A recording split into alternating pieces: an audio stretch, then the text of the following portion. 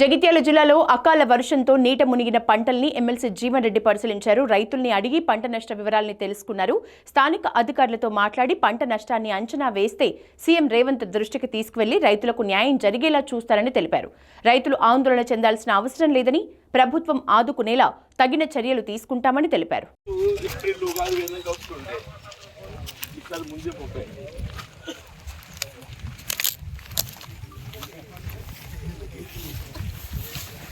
ఎప్పుడు ఉగాది వెనక వస్తుండే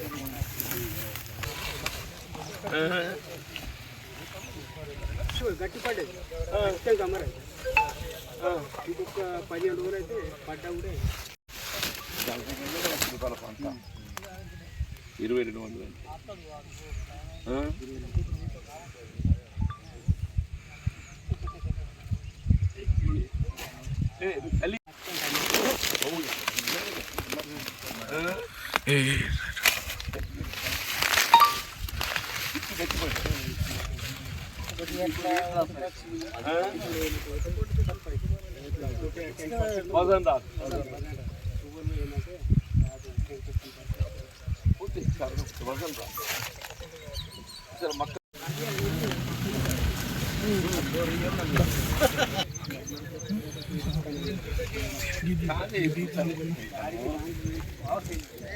మళ్ళీ ప్యాడ్ అయితే తీసుకుంటే మనకు ఒక 10-15 రోజులు ఎక్కువ పెంచి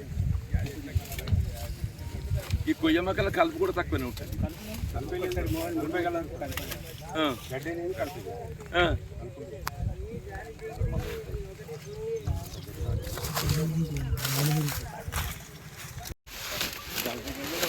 పంట 2200